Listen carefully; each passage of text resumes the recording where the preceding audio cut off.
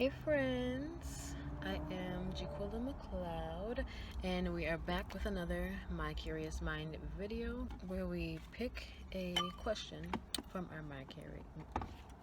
Mind Curious jar and reference it to the Bible. So let's go ahead and pick a question. I'm gonna give it a shake.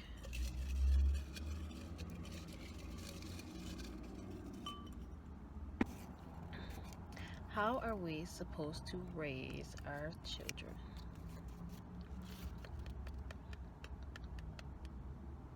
So let's pray. Father God, in the name of Jesus, Lord, I ask that you forgive us for our sins, for everything we've done wrong and did bad, Lord, seen and unseen. Help us to be ready when you come back. Help us to be ready when it's our time to go, oh God. Lord, I thank you for yet another time for us to come together and learn more about you, oh God. Lord, help us to want to be in your presence more, oh God. Lord, help us to show you that we love you by wanting to get to know you, oh God. Lord, that's the way we get to know people. When we're interested in someone, we take the time to learn them and get to know them, Lord. So help us to really surrender our flesh and really get to know you more in spirit so that it walks with us wherever we go, oh God. In the mighty name of Jesus, amen. Amen. All right. So what I do is I go to Google and I just type that question in and say, what does the Bible say about how we should raise our children? So I'm going to type that in. The Open Bible Info .info usually comes up, and it did. So let's see what it says. Proverbs 22:6 says, "Train up a child," and this is the ESV version. That's their standard version of what they give. So Proverbs 22:6 says, "Train up a child in the way he should go. Even when he is old, he will not depart from it." So what that says to me basically is, you got, according to America, you got 18 years to raise a child before they are out of your house. And within those 18 years, you are supposed to install as much as you can into them so that when they grow old and get out of the house, they won't depart from it. I don't have children yet, but I do want children once I'm married. And I've just been, throughout this time, I've just been learning. I've just been watching how other people raise their children. I always remember my childhood and how I was raised, and I'm very observant of other people when it comes to their kids. I watch other videos and stuff about children, so I've just been preparing myself for it, and the do's and don'ts of what I would and wouldn't do and how I want to do things. I know that once that time comes, things are going to be different, but I do want to create a foundation of what I want, because I don't want to have children and then, because I'm not done doing what I want to do, put my kids off on others, or um, basically don't spend as much time as I should be with them. My main thing is, when I have children, I want them to be my focus. Even though I'm not gonna say I still want to work, because I'm gonna be in my own business, but they're just gonna come with me. I want them to see, basically teach them the business game. I want them to go everywhere I go. I want to be with them. I don't want to feel like I'm annoyed by my children, because that's all I'm doing. I want to be so ready for that time of my life that, and I know you'd never be ready, but at the same time, I feel like I just want to be able to have that peace about knowing that my children are always going to be with me.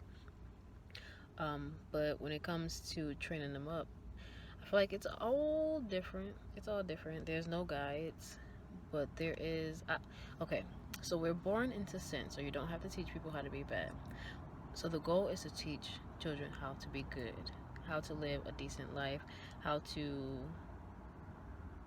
basically, when you're not around, basically show others how you are raising them in that home. And when children are out by themselves, it shows how you are raising them. And that's not all the time, because I know people who, well, it does, because when a child is out and people say, oh, they're acting out, but they're raised by two parents in a good home, sometimes that good parent to home might be, they might think that they're there and that they're doing good, but they're too strict, or they don't let them get out. So once they do get out, then now they're acting all wild and crazy because they've never had the time to experience anything. So now they're just out here doing whatever. And children who don't have two home parents or one parent that gotta work, and now that child is left to fend for themselves, a lot of the times they go out and make bad and poor choices. So it shows when your child is out by themselves and how they act and how they present themselves, because it's a reflection of you. And you should want your child to be a good example for others. Be the leader, not the follower. Not just doing what everybody else is doing because you think it's cool or think it's fun. It's time for our parents to really be more involved with these children, because right now I feel like the children they're getting lost. I've never seen a generation that that feel like they don't have nothing to live for. Like it's so sad because their suicide is is running crazy right now. Like I'm like, how you so young? Like you have so much to live for, and they really feel like they don't have anything to live for, and it's very sad because like, where's your child? Like why don't you know what they're doing, when they're doing it, and how they're doing it, and why?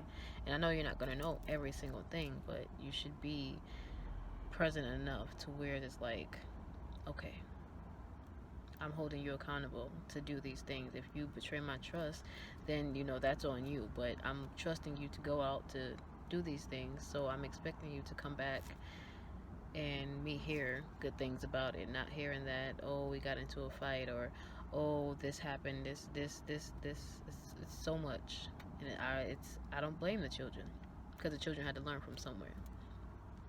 Even if you didn't teach them, it's not parenting to just sit your child in front of a TV screen or an iPad all day, because you don't know what they're watching or how they're watching it. You can think you're putting a child safety block on something, and the way the internet works, you can literally get around any and everything.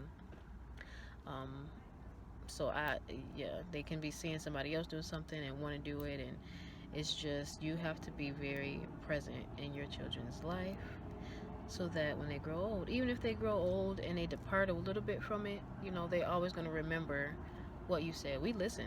Children, like, we listen to what you're saying. So it's not like it's going in one ear and out the other. It's going in the ear and it stays there, but we still end up doing what we want to do at the end of the day. So the children are going to do what they want to do, and they got to risk it, but it also has to be consequences. You can't just let them run wild and then still let them play the game, or still let them have a cell phone. Like, you have to discipline them in a way that is going to affect them. Whooping is not for everybody. Punishment is not for everybody. Getting stuff taken away from them is not for everybody. Saying you can't go outside is not for every child. You have to parent child differently. I would say this because me and my sister growing up, she would always want to be on punishment, and I would always get the whooping. So they would give us a choice: do you want a whooping or do you want to go on punishment? And my sister hated whooping, so she would always pick punishment, and I just hated being in the house. I didn't want to be on punishment because you couldn't watch TV, you couldn't go outside, and that's not what I wanted to do. I wanted to do those things, so I was like, just give me the whooping. It's only gonna last a short, and I'll be good. But if you think about it, I continued to do what I wanted to do because I knew that if I'm gonna just get a whooping for it. What's the worst that can happen? Am I gonna get a whooping? My sister, oh, I'm just gonna go on punishment, and that's fine. That's fine for her. It's comfortable for her. But you have to know what they like and be like, okay, I'm gonna do the opposite of that, because you want them to get something that they don't like, so that they don't do it again. And it's not that you're treating them bad. Like, the Bible literally says, if you don't discipline your child, you don't love them, because you're not training them to have values, or to value anything. Like, if I just say I'm gonna do whatever I want because I know I'm gonna get a whooping, what is that teaching me? It's not teaching me anything. It's, you want them to have something that, okay, I don't want that, so let me make a better decision because I don't want to have to go through that. And you're not training them up for life. Like, being a parent is hard because you want to give your child the best, and you want to just let them have whatever, but you got to prepare them for this world. This world is not nice. This world is cruel and evil, and when they get out in this world, like, you have to prepare them for what reality really is.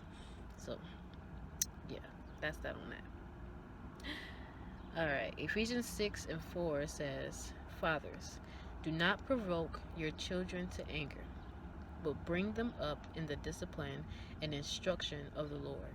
So, what I get from this is what you don't want done to you, you should tread lightly on what you do to your child.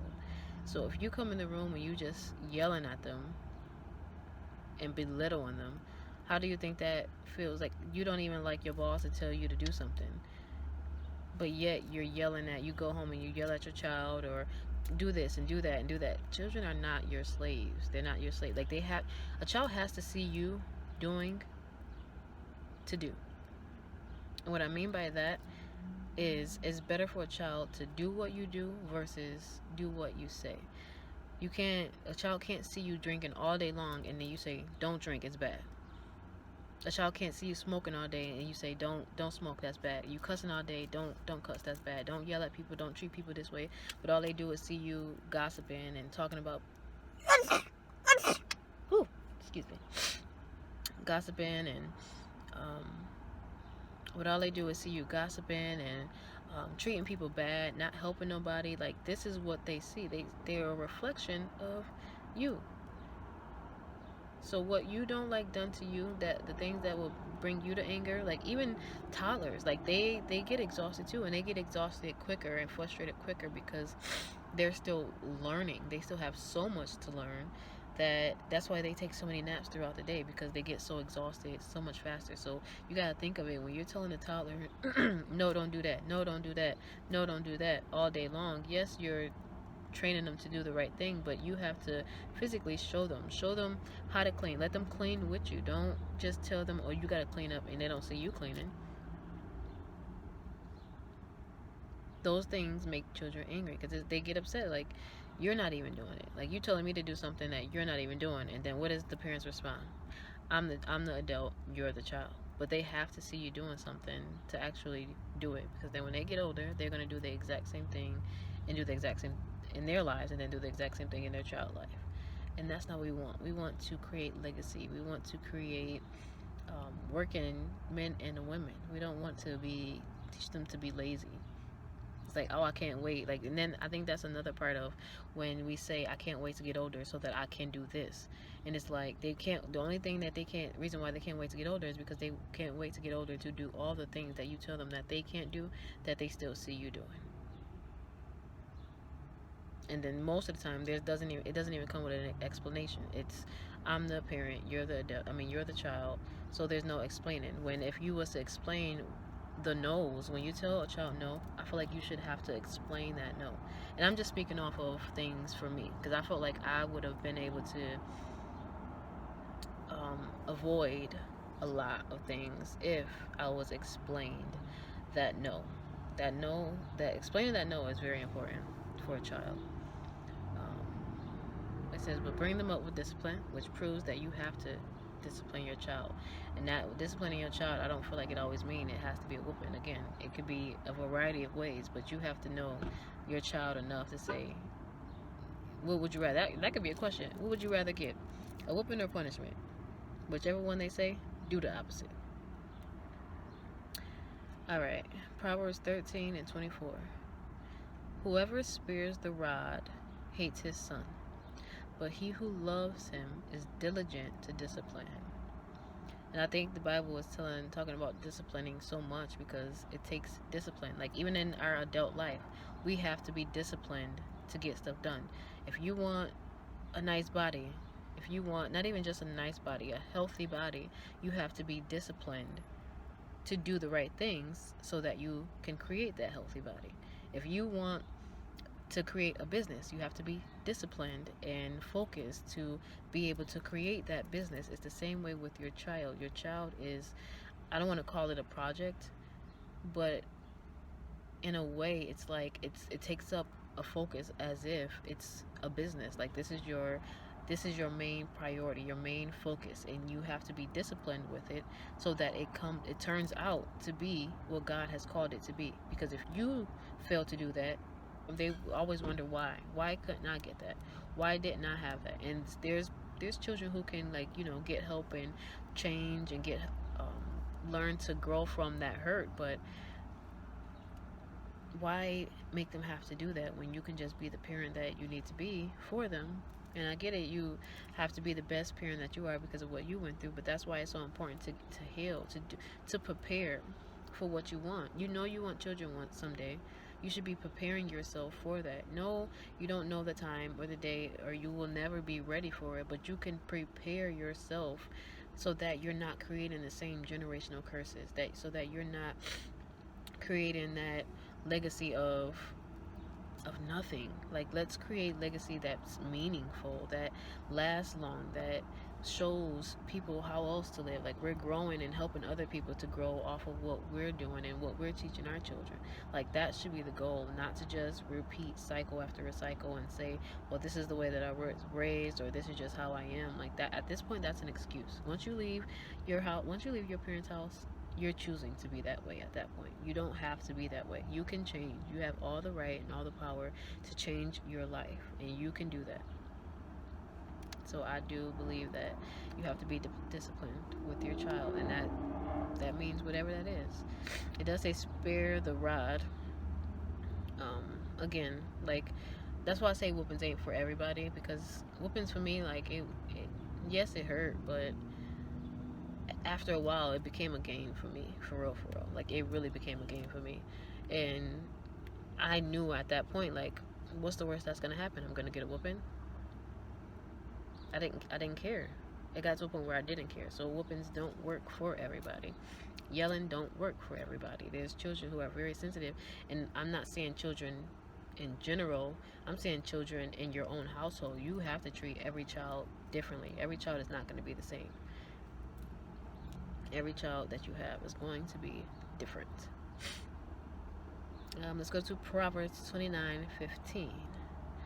The rod and reproof give wisdom, but a child left to himself brings shame to his mother. So I want to see what they mean by reproof. It says the rod and reproof give wisdom. Basically saying the rod, what he says, spare the rod, spoil the child. So that rod is what gives wisdom, because it's basically disciplining them. But I want to know further what reproof means. We can look up rod too, and see the actual definition of it. So let's do rod first. The rod was a natural symbol of authority, as the tool used by the shepherds to correct and guide his flock. The rod is what they use to correct their flocks.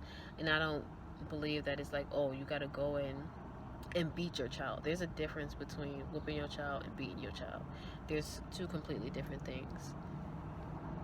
That's that. Now let's look up reproof. A reproof means, in the Bible it says, to rebuke. So basically rebuking. Let's see what rebuke means. It says express sharp disapproval or criticism of someone because of their behavior or actions. An expression of strong disapproval. So basically talking to your child to let them know what they're doing is wrong. So action plus talk equals discipline. And that action is different depending on your child. In the way you talk to your child, you should be able to have a conversation with your child. You have to remember, again, that children are just another human being being raised to understand this world and how to live in it. And that's your job to teach them. So you cannot expect a child to just know everything. I'm tired of repeating myself. If I'm honest, I can't remember what I be wearing the day before sometimes. This doggone... I think I got it. It was a mosquito. I hate mosquitoes. Be trying to tear me up. But anyway, so I used to have this lady that always talk about her children and say, I'm so tired of repeating myself to them. But then one day at work, we had to keep repeating ourselves to her. So I realized when you don't want to do something, you have to keep repeating yourselves over and over again to just anybody, child or adult. If you don't really want to do something, you act like you don't know how to do it, or you act like you don't understand it because you don't really want to do it. So that's why it got to continue to be told to you over and over again, because you don't really want to do it. And you can't be upset at a child for doing that when they see you doing it. So that I didn't say nothing to her about it because that's not my place. But I just took a mental note of it and was like, okay. So she talks about her children not always having to repeat herself to her children, but then when it's noticeable that she doesn't want to do something, or she acts like she doesn't understand or doesn't want to do it, or it has to keep being repeated to her what is to be done. So that's just people, when you not want to do something, that's just what that is. So clearly, if you think about it, every time you had to repeat yourself to a child, it probably was something that they didn't want to do. Which, if it's something that they don't want to do, you should encourage them to do it. And I shouldn't have to tell you twice. I shouldn't have to do this. I shouldn't have to, but you should. They're a child. When they're an adult and they're in a house, I shouldn't have to, but sometimes you do. So, like, at the end of the day, sometimes you do. Sometimes you have to repeat yourself. Sometimes you have to get up and tell them, like, okay, this is what needs to be done. Of course, if you tell them to clean their room, they don't want to clean it. Okay, let's clean it together. Now I'm going to stand here, and I shouldn't have to spend my time or my day standing there while they clean their room. Well, you brought this child into this world, and it's up to you to show them. Stand there, show them how to clean it. Get organized. Get organized. If I don't know how to organize, let's go to an organization class together. Let's figure this out together. If you don't know how to clean, or you don't like to, let's go to a cleaning class together. Let's do something that's going to help benefit us both in the long run to be able to do these things. Not just yell at them for every little thing. Like, you cannot yell at your child for every little thing. Talking to your child means listening to them as well, because they have feelings. So when it comes to talking, you have to find what works for you both and be able to talk in that matter. When it comes to action, you have to find the best action that's going to work for that child. You should not be overstepping boundaries or going past limits that's just going to break them down. You want to love on your child. Like, that child might go into the world, go into the school, and not get that same type of love. But if they know they can come home, like, home should be there. Just like you say you want your home to be your peace, you should be able to come home and be peaceful. That should be the exact same thing for your child. You should create that space to know that if I go to school today and I get bullied, I'll be able to go home and get loved on. I know that I know my worth. I know who God says I am, because I'm being taught that. And whatever is going on at school, that doesn't, it won't bother them as much if they're able to go home and have that peaceful space at home, knowing that they're going to get that love and that care. But a lot of times, parents are into themselves, and it's just, and again, it stems from how they were raised as well. But you got to come to a point where it's like, this is not what we're doing anymore. We're going to better ourselves. It doesn't matter how old you are, how young you are. You can always learn something that's going to benefit everybody. Proverbs 29:15. After it says, the rod and reproof gives wisdom.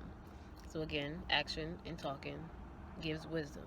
But a child left to himself brings shame to his mother. That's leaving them to themselves to fend for themselves. They come to you and ask you a question, and you act like you don't know, or you're not ready to explain that to them. If that child is coming to you asking you, then that means that they're well aware. They just want to know more about it. And if you don't answer it, then all they're going to do is go and find out the information somewhere else. And who knows where they're going to find it at, or if it's going to even be the right information. So it's better for it to come from you, so that they know that it's true, and then they might be able to help somebody else who's wanting to know and give out correct information, instead of having to fend and live it and hear it from a friend or a computer. Like, you want it to be from you. You should want to be able to give your child information.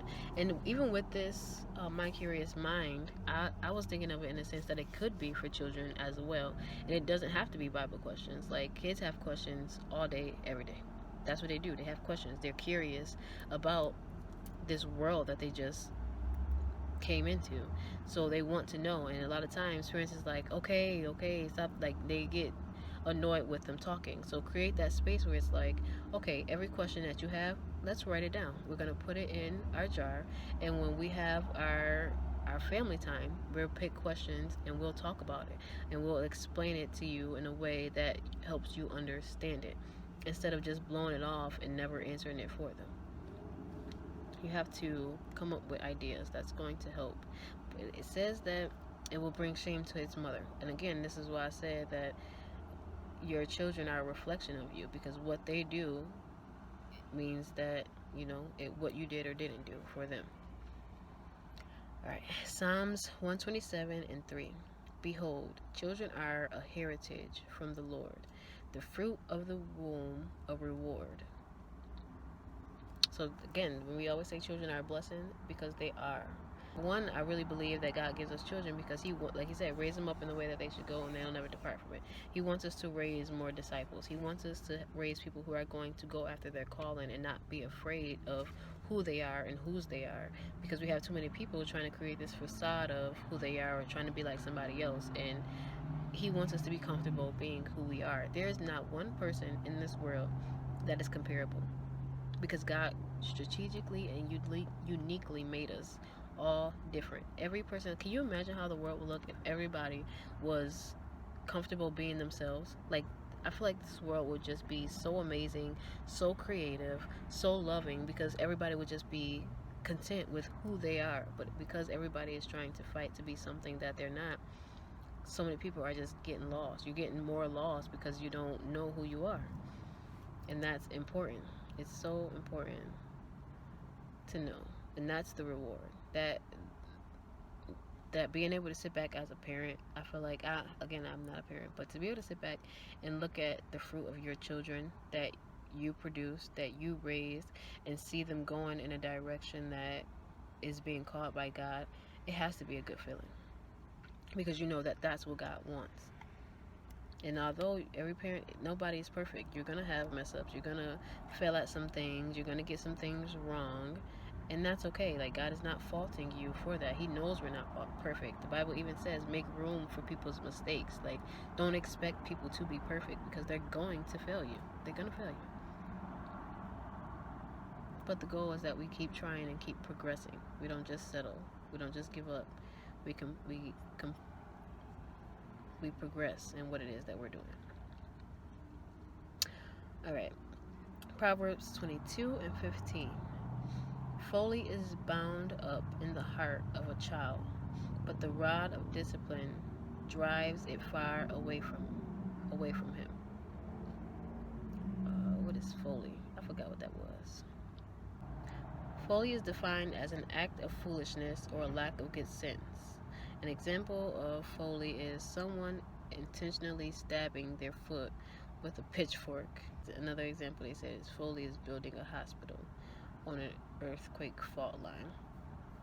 So basically doing like little stupid, and that's what the kids, they do things because they think it's funny, not realizing like it can create real destruction. That's why they say the discipline of rod drives it far from them. That's why you have to be disciplined to make sure that they're not foolish. You don't want to just raise foolish children who are going to just be out here doing whatever. And we have a lot of that. We have a lot of kids out here just doing dumb things and messing it up for others because they're out here just doing dumb things. They don't have nobody discipline them. They don't have nothing to do. And it's like, why don't you have anything to do?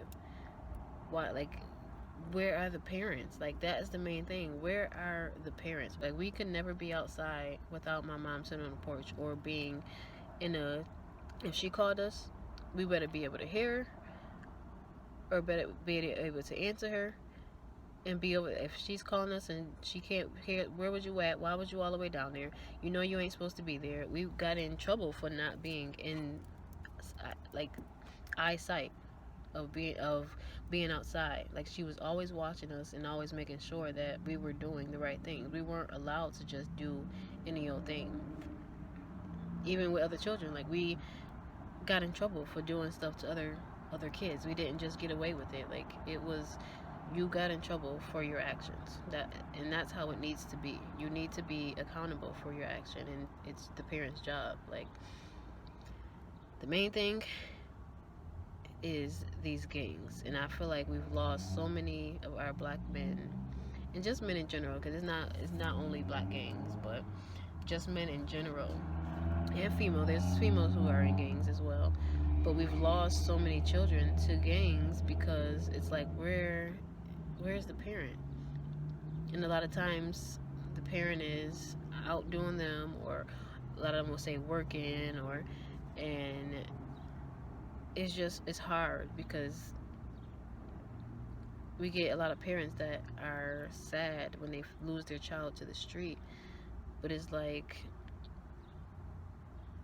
what would have taken for you to just be a little bit more present, for you to have just been there just a little bit more. And because I've seen it, like there's people who kids are in the street. We grew up in the hood, and their kids in the street coming home with TVs, money, shoes, and car, all these things, and it's like, you know, your child ain't got no job. You know they ain't got no job. So where's all this coming from? But because they're bringing money to you as well, it's not a problem. It's only a problem when they get lost in these streets. But during those times, it's not like you're disciplining them to a point of, this is not what you need to be doing. This is not okay. Even when it comes to friends, if you see your child hanging around a wrong group of people, okay, this is not it. And of course, yes, it's hard to get them away, but get them into programs, get them into job working. Like, there's things out there for them. You just have to look for it. People always say there's nothing for us, and there is. There really is. You just have to look for it. You have to be willing and wanting to look for it, because they can get into programs. There's so many different things that they can be out there doing. They can volunteer. Even if they're not getting paid, it's better for them to go somewhere and volunteer at a job that they might want to do in the future than to be out here in these streets. Like, it's so much that you can do with them to keep them away from violence and to keep them away from destruction. You just have to come up with that plan of really wanting to do it. And that's the main thing is wanting to do it. You can think about it all day, but talking about it ain't enough. You have to put an action to that plan. Okay, Proverbs 23:13-14. Do not withhold discipline from a child. If you strike him with a rod, he will not die. You're basically saying, if you whip your child ain't gonna die. He ain't gonna die. If you strike him with the rod, you will save his soul from Sheol. Let's see what Sheol means. In the Hebrew Bible, is a place of still darkness which lies after death. I've learned from 1 to like 5 is where you want to like install, like if you want to teach them another language, of course they can learn it growing older, but like you want to install like teaching them the Bible and teaching them stuff like, you, even if they don't understand it, they'll learn to understand it. That's why even when they're young, you teaching them ABCs and how to read words, and you're really strict about how you do that. There's kids that's reading by the age of 3, reading better than children who's like 5, 7 years old, because they're putting the effort in and the work in to be able to do that. From 1 to 5, you have to put as much as you can. From 5 to like 11, 12 is where you continue to be strict. Don't do it from 1 to 5 and then just be like, okay, you drift away from doing it. You have to continue to keep that same plan from 6 to 11 to 12, because once they become teenagers, they get to a point where it's like, I know what I'm doing. I know how to do this. They begin to feel like they don't need you in a sense, when really they do. But it becomes a point where, to see what you've taught them, are they going to really do what you taught them? Are they going to behave the way that you taught them to behave? Like, that's where the test comes in, because you don't want to wait and now they're 18 and they're going out, and now that's the time where they're testing if everything you taught them is going to work, because now they're out on their own. When they're in their teenage years, they have to come back home to you. So if something doesn't work well, they have time to come back and get correction. When they're out in the world, they're just going to try to figure out things by themselves, because they don't want to come home to say, oh, well, you told me so, or I shouldn't have done that. But it gives you the opportunity to see where you at in your parenting. You have to trust your parenting. Like, if you feel like you raised your good children, you have to trust that. You have to let that be experienced. You can't just say you've raised good children, but then scared to let them go out or scared to let them do anything. You have to allow yourself to be at peace and know that what you've done in those amount of years, everything after that is being put in God's hands, and you allow them to test the waters. Yes, you're still responsible for them, so you should still have boundaries, but those boundaries should not be the same boundaries that you've had for them all their lives. Like, boundaries should change, and you should communicate with them along the way, because you're not the same person that you was 5 years ago. So of course that child is not going to be the same person that they were 5 years ago. They're going to continue to grow. They're going to continue to progress and develop in who they are and learning how to find themselves and figure themselves out. But I do believe that it shouldn't be until their teenage years that they're allowed to make their own decisions. I think that from like 1 to 11, 12 is the time where they are being groomed to know how to live in this world. Money marketing skills, how to cook, how to clean. Those are things that should be implemented into their everyday lives. And as they're watching you do those things, it'll be easier for them to continue to do them because they see you doing them too. They have that role model doing it, that you are their role model. So what they see you do matters. What they don't see you do matters as well. And when they get to their teenage years, that's when it's like, okay, let's talk about it. You have this decision, like you want to make this decision. Let's talk about why you want to make it. Let's talk about the outcomes of it. Let's talk about how it might affect you, how it might affect us. Like, that's when those type of conversations to consider. Not that you shouldn't consider how they feel or what they want in the previous years, but this is the point where it's like, okay, we're giving you the leeway to make to allow you to prove to us that you're going to make the right decisions.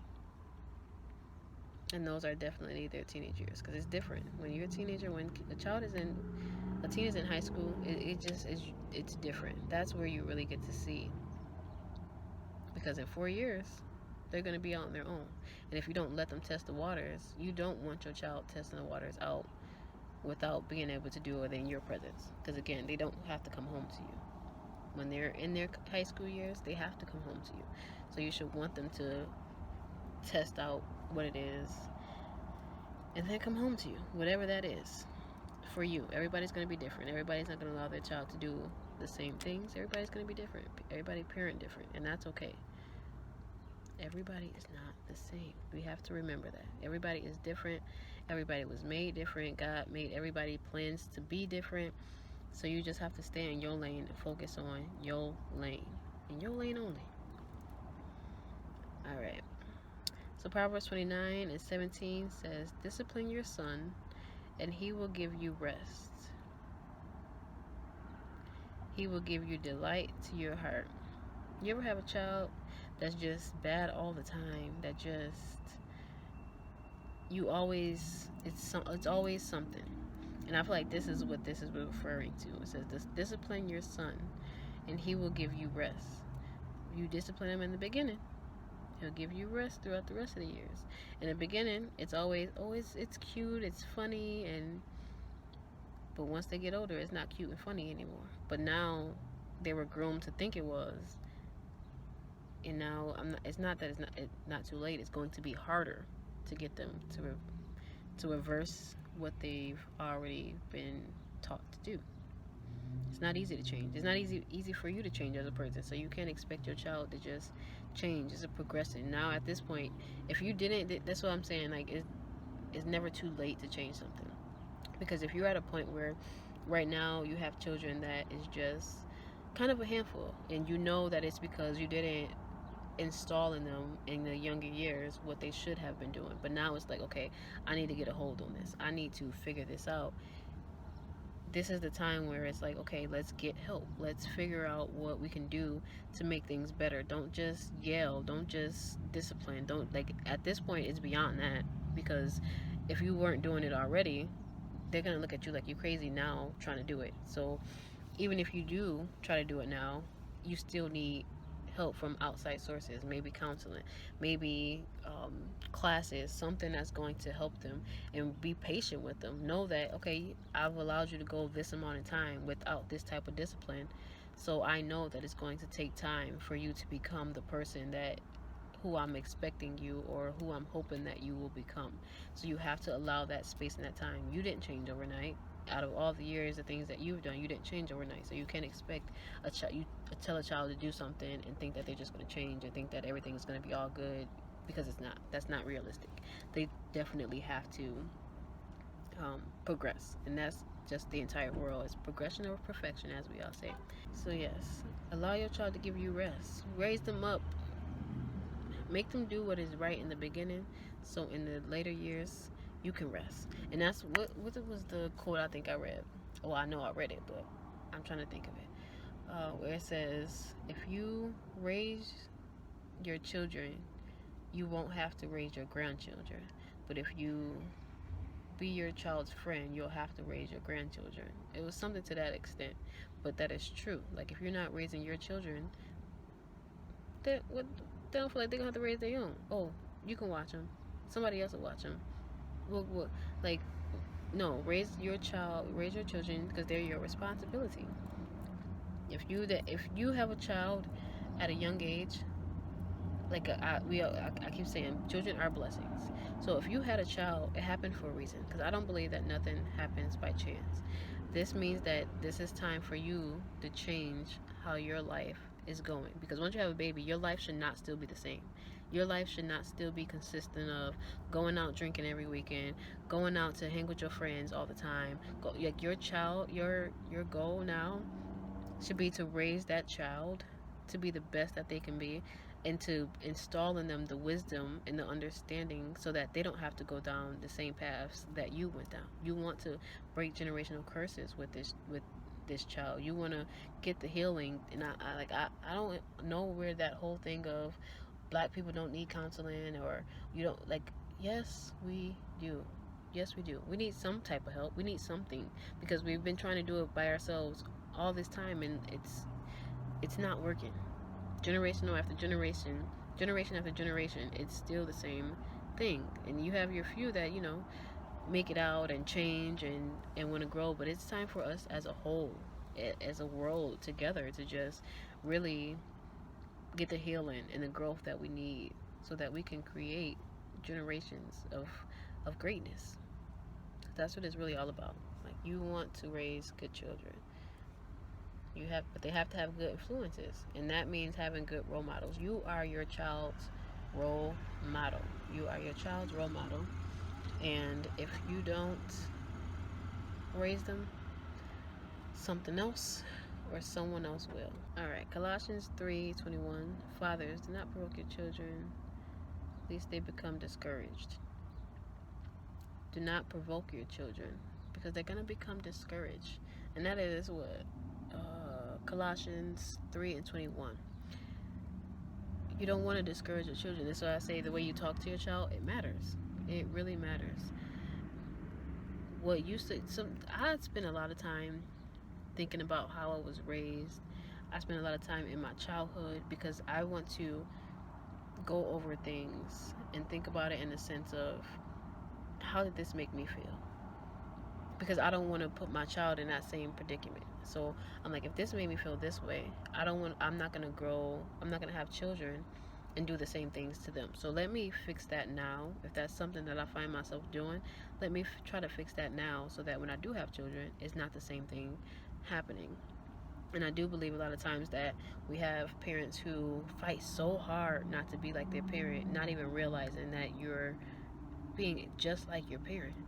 If you take a step back and really think about the way you treat your child, and think about the way your parent treated you, you might just find that you're literally treating your child the same way that your parent treated you, and that was something that you didn't like, or that was something that you didn't want. So I would take some time to really think about that, so that you can change that. Because again, you don't want to create generational curses. You want to break them and create legacies. Yes, they're going to have their own problems and things, but you don't want it to be the same things. Proverbs 19:18. Discipline your son, for there is hope. Do not set your heart on putting him to death. And these are all different scriptures, and they're all talking about the same thing: discipline. Discipline, discipline, discipline. Discipline is needed. If you don't discipline your child, you don't love them. And that is true. Okay, so getting to the point where it's repeating itself and talking about how children should treat their parents, but I don't want to get into that because that's a whole different topic. I want those two to be separate things because there is a way for children to treat their parents as well.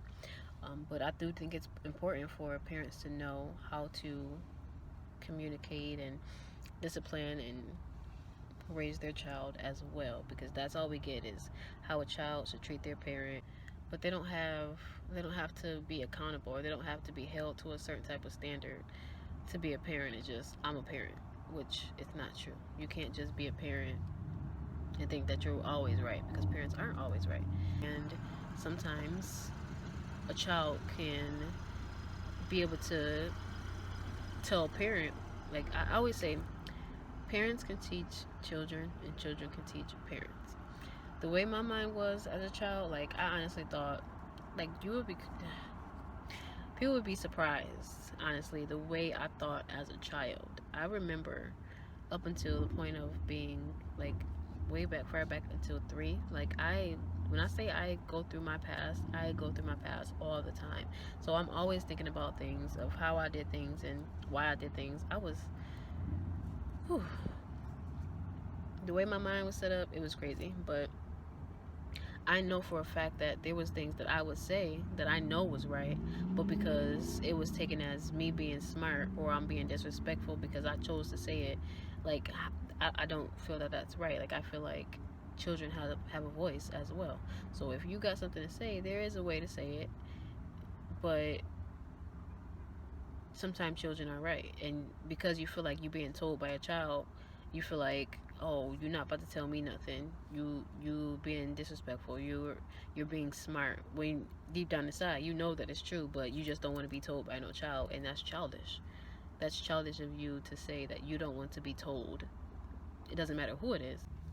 But I hope that this segment definitely help parents, because I do think that it's time to really get back into parenting. Parenting is very important, and being involved in your child's life, not just being involved, but having all of those aspects together: discipline, communication, love, understanding, allowing them to be able to voice their opinions. Emotion is something big that needs to be implemented in raising a child, because a lot of times, even with just men, a lot of parents are telling these boys that it's not okay to cry, when it is. Like, you have to stop. You're raising up a child you're telling them, stop crying, men don't cry. That's a lie.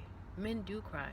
And honestly, women like when men can be vulnerable and can be honest about what they're feeling and their emotions. And it's like, you're raising these children to say that, and now I feel like as a female trying to date and trying to be in a relationship with someone, it's like, now here I am dealing with a man who doesn't know how to be vulnerable because he was raised that way, when he should have been raised to know that it's okay to cry. It's okay to show your emotions. I don't understand how you're weak if you don't, like, to me, you're more weak if you can't show your emotions, because you're not being yourself. You're creating a facade when you feel like you can't show an emotion to something that obviously and clearly hurt you, or clearly made you mad, or clearly, well, when you mad, they definitely show that when they mad, but when something hurt them, in a sense, they try not to cry or try to act like they're tough, and that's creating a facade. That's being fake. That's not being your real self, because your real self wants to be involved in that emotion. Your body wants to feel that emotion, but you're depriving your body of that, and now you're suppressing emotions that should never be um, suppressed, because at the end of the day, everything that you push down is going to come back out. It just needs the right triggering to get it out, but it's going to come back out, and it might not come out looking pretty. So it's better to just deal with those things and really get on top of raising your child as a whole. So I've seen where it's like a lot of kids who don't know how to act, per se. They say that they are bad, or I can't handle them, so they send them off to boarding school, or they put them off with somebody else, when that's not the right thing to do. y'all need to be doing something together. If you're sending your child off for being that person, where did they get that? Where did they get it from? If we found out that a child is a reflection of their parent, that means that it came from something that you're doing. And if you feel like that child need to change but you don't, that's the problem. That's the problem right there. Because change has to start with you. You can't expect somebody else to change without changing. And that's the truth. So you have to figure out a way that's going to work for the both of you. Don't just try to put your child off on somebody else because you don't know how to handle them, because you decided not to raise them the right way in the beginning. Again, it's never too late. God is always there. He wants us to come to him with these things. He wants us to, you have to want to seek direction though. You have to want to be in his presence to know, like, okay, this is what we're going to do so that we can be better. You have to take that time. You can't just focus on a job. A job is always going to be there. You can go out and get it doesn't matter what kind of job it is. You can always go out and get a job. You can't always raise your child forever. You only get one time to raise that child. And if you don't do it right, now that child is out here in these streets just looking crazy because they don't know, they didn't have the proper parenting. There's this lady who like work is kind of more important than her children.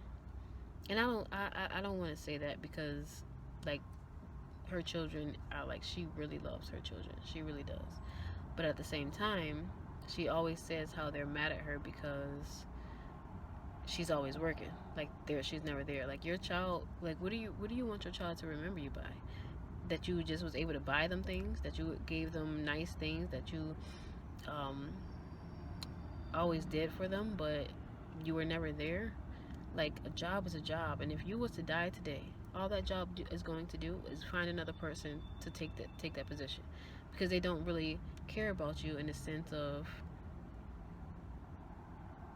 more than just, this is just a job. Yeah, you might have created relationships, but that job should not be more important than your child. If you have to say, okay, we're gonna have to take a step back from some things, we might be living a certain type of way for now because I want to be more in your life, then that's okay. Like that, I'm sure your child will want to be in your presence more than anything else. More than anything else. You should definitely consider, if you're a workaholic, consider changing your schedule. Consider putting your child first in things that is going to show them that you care and that you're really there. Because it's hard for a child to be put off on somebody because you're working all day, and here it is. Take them to work with you. Especially if you got your own business, take them to work with you and allow them to see how you're running the business and how you're doing things, or give them a job, do something, see if you can get them a job with you. Like there's things that a child wouldn't mind working with you because they're in your presence. I mean, you could be in one room and they could be in another room, but to know that you're there that's all it is. As soon as you're about to leave, where are you going? Why are you leaving? They didn't want to be in your face at all. They were in their room doing whatever, but it was the fact of your presence being there. They just want to be in your presence. And it's the same thing with God. We should want to be in His presence. That's why He tells us to stay like children, because children are proven, they need their father. They need their mother. And God wants us to need Him. He don't want us to just get older and think that we don't need Him anymore. Like, we have to depend on Him for everything. But I just wanted to, there's so much when it comes to parenting that we could be here for like literally all day. I'm not a parent, but I feel like I have parent instincts. And I was a child before, so I really do sit with how it felt to be a child, and I look at children and know, like, this isn't right. Like, something needs to be done. Like, something needs to change, because I know how it felt. And if I feel like if I felt that way, I know they gotta feel that way. Even though everybody's feelings is different, generalize, it's the same thing. And we should want better. We shouldn't want to treat our children the same way we was treated. I'm not saying that it was all bad, because it wasn't. We had great times. It's just things that in everybody that could have been better. And those are the things that where it's like, okay, not everybody is perfect. We know, like, I understand not everybody is perfect, but now I know that those are things that I want to work on, even though I know that I'm not going to be perfect. So my child will be able to work on the things that I wasn't perfect at, and it'll just continue to be that, but they won't have to go through the same things that we went through. It'll all be different, and that's what we want. We should want our child to not have to go through the same things that we went through, because we already know how it feels. Why would you want somebody to go through something that you know how it feels? How can you get shot and then want to shoot somebody? That's the same thing. Like, you just got shot. You remember how it felt to think that you was about to die. You remember how it felt when you got shot. You remember the pain, the recovery process, the scare on your family, how bad everybody else was hurt. But then you go and shoot somebody else to do the same thing as them, to do the same thing to them. It's not okay. You want your child to go through different things. You don't want them to go through the same things that you went through. And yes, they are going to have to go and learn some things for themselves. That is true, because again, we're curious people and we're going to want to see for ourselves. So yes, I hope this reaches people in good spirits. Everything that I've said is not to down nobody or to make nobody feel a certain type of way. Everything that I've said is solely for the hope of growth, because it's going to go in one ear and out the other for some people, but some people are going to take heed to it and really want to change and do better. And that's the goal, to even get just one person. Even if it is just one person, the goal is to hopefully get one person that wants to change, because then that one person changes will create another person that might want to change. One is better than zero any day. So you all have an amazing day. Love ya. Bye.